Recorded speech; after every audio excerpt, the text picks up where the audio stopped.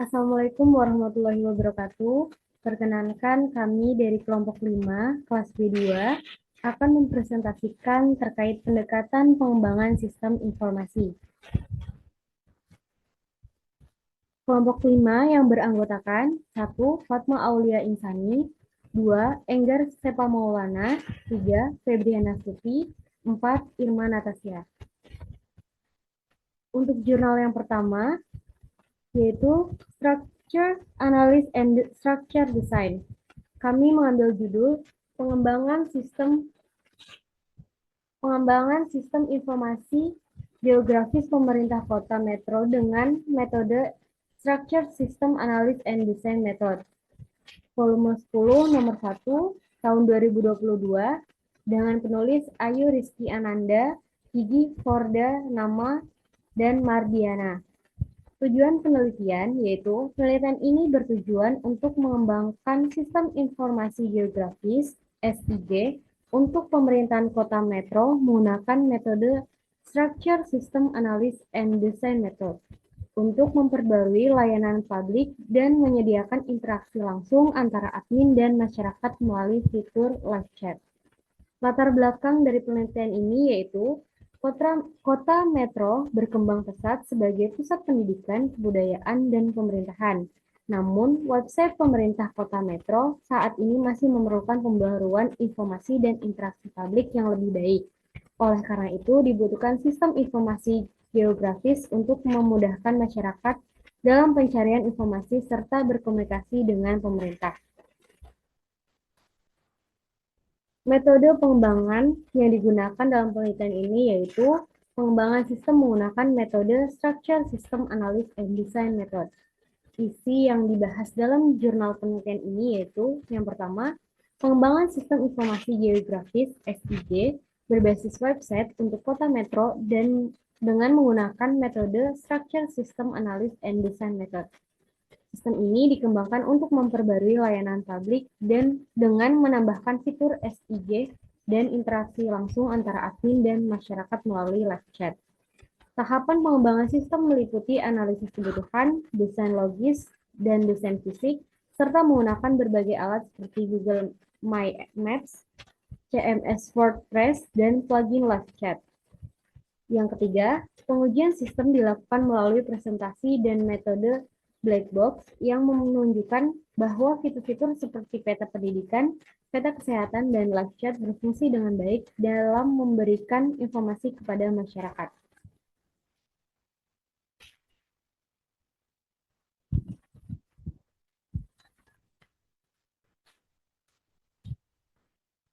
Selanjutnya ada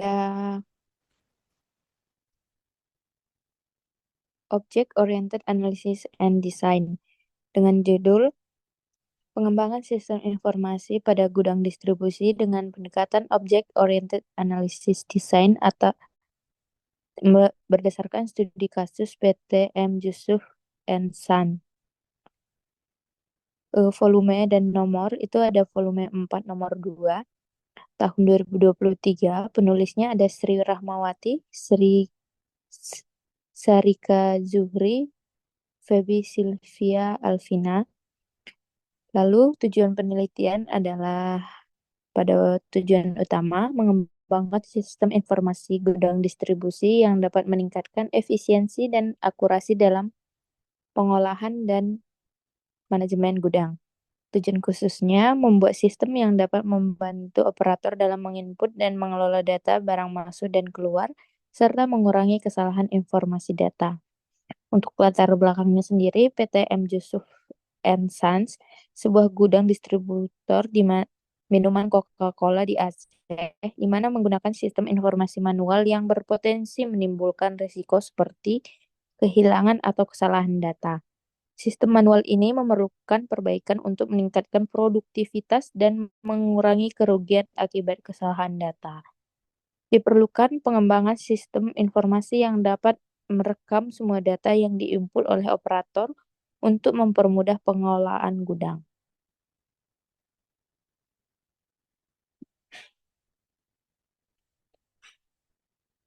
Metode pengembangan yang digunakan ialah menggunakan metode Object Oriented Analysis Design atau OOAD. Metode ini digunakan untuk merancang basis data sistem informasi gudang distribusi. Isi dari jurnal tersebut ialah yang pertama, manajemen pergudangan, yakni segala hal yang mengatur tentang penyimpanan dan pengeluaran barang dari gudang. Yang kedua, sistem database gudang dirancang untuk memenuhi berbagai kebutuhan yang ada di pergudangan. Yang ketiga, tahapan penelitian meliputi studi literatur, observasi, wawancara, dan perancangan sistem. Data yang dibutuhkan dapat didapatkan melalui observasi dan wawancara. Lalu yang keempat, tahapan OOAD-nya dibagi menjadi dua tahapan, yaitu OOA dan OOD. OOA sendiri menggunakan UML seperti use case diagram, class diagram, activity diagram, dan juga OOD menggunakan sequence diagram dan collaboration diagram. Lalu kemudian perancangan database-nya ini menggunakan Microsoft Access. Lalu yang kelima ada pengembangan sistem informasi dengan metode OOAD dapat menyelesaikan permasalahan yang ada di PT M. Yusuf Sons tentang pendataan barang masuk dan keluar. Sistem ini dapat menyimpan data informasi barang yang ada di gudang dan memberikan kemudahan bagi setiap pihak yang memerlukan data tersebut.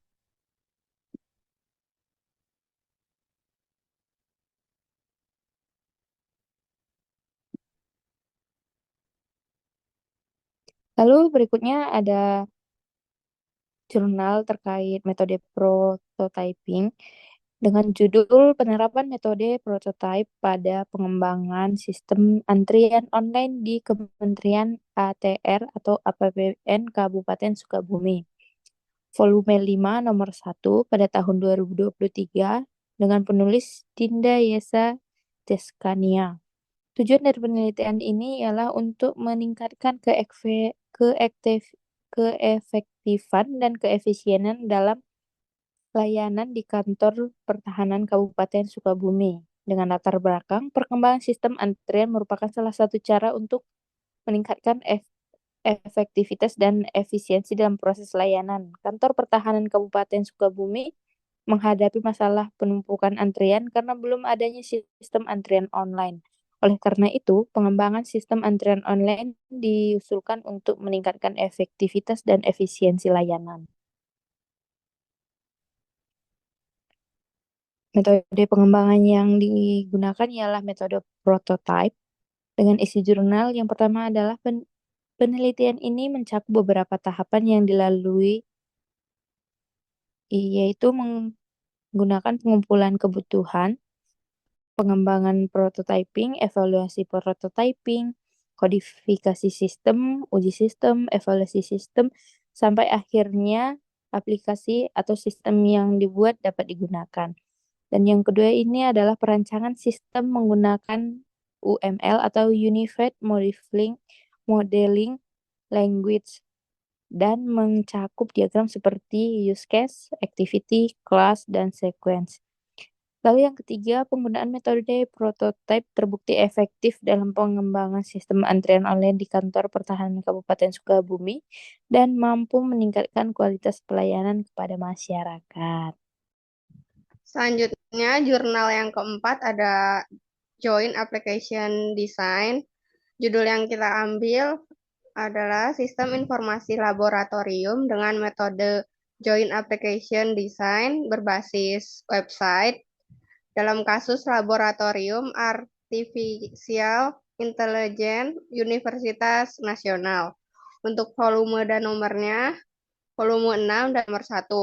Tahun terbitnya 2022, penulisnya Rima Tamara Aldisa dan Muhammad Iwan Wahyudin.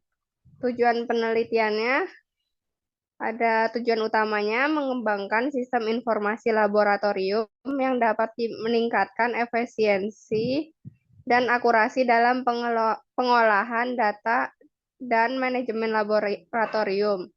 Tujuan khususnya membuat sistem yang dapat membantu mahasiswa dalam melihat informasi penting seputar laboratorium serta menghasilkan sistem yang efektif untuk pendataan dan manajemen laboratorium. Latar belakangnya, Laboratorium Artificial Intelligence Universitas Nasional memiliki kebutuhan untuk meningkatkan sistem informasi yang ada, karena sistem manual yang digunakan masih efektif dan memerlukan perbaikan. Keterlambatan dalam pendataan asisten, jadwal praktikum, dan inventarisasi laboratorium merupakan masalah yang perlu diatasi. Diperlukan sistem yang dapat menyajikan informasi yang cepat dan akurat kepada pengguna lainnya. Next. Metode pengembangannya menggunakan metode Joint Application Design. Metode ini digunakan untuk melibatkan pengguna dalam proses perancangan sistem sehingga kebutuhan pengguna dapat dipenuhi dengan cepat. Isi jurnalnya yang pertama ada sistem ini dapat membantu mahasiswa dari segi efisiensi untuk melihat informasi penting seputar laboratorium artificial intelligence. Yang kedua, menghasilkan sistem yang efektif untuk pendataan dan manajemen pada laboratorium artificial intelligence. Yang ketiga, pekerjaan yang biasanya menggunakan pencatatan manual di kertas menjadi lebih ringkas dan cepat. Yang keempat, hasil dari sistem ini adalah pengolahan data-data software laboratorium, data asisten laboratorium, inventaris laboratorium, ruangan laboratorium, jadwal perkuliahan, dan berita seputar kegiatan di lab. Selanjutnya yang kelima ada jurnal Participatory Design. Judul yang kita ambil, evaluasi dan pengembangan website GMF Safety menggunakan metode Participatory Design. Dan volumenya 4, nomornya 1, tahun terbitnya 2024, penulisnya Rafika Febrianti. Tujuan dari penelitian ini yaitu untuk mengevaluasi website GMF Safety terkait permasalahan desain interface, konten, dan fitur pada website agar terselesaikan, serta memberikan rekomendasi desain baru sebagai bentuk perkembangan untuk website GMF Safety. Untuk latar belakangnya, sistem informasi memiliki peran penting dalam pertumbuhan perusahaan atau organisasi. Oleh karena itu, diperlukan adanya suatu jaringan untuk menyampaikan informasi secara luas, mudah, dan cepat melalui akses internet, salah satunya melalui website. PT GMF Aero Asia Tbk merupakan salah satu perusahaan maintenance, repair, overhaul, atau MRO terbesar di dunia dan memiliki program safety management system untuk pengelolaan keselamatan. Salah satu media untuk promosi keselamatan adalah website GMF Safety yang belum pernah dievaluasi sejak dibuat meskipun mengalami beberapa kendala. Next. Metode pengembangan penelitian ini menggunakan metode participatory design untuk pengembangan ulang, serta evaluasi dengan pendekatan performance measurement dan questionnaire for user interface satisfaction. Untuk isi jurnalnya, yang pertama, penelitian ini menggunakan metode participatory design untuk perancang ulang website serta pendekatan performance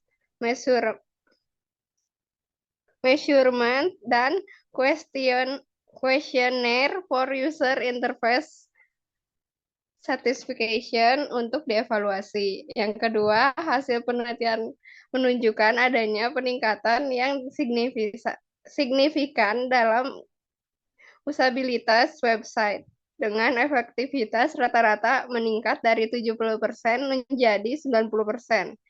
Efisiensi waktu yang digunakan menurun dari 21 detik menjadi 9,4 detik. Dan kepuasan pengguna yang meningkat dari rata-rata 4,4 menjadi di atas 4,5. Yang ketiga, penelitian ini memberikan rekomendasi pengembangan desain baru untuk website GMF safety yang lebih efektif, efisien, dan user-friendly.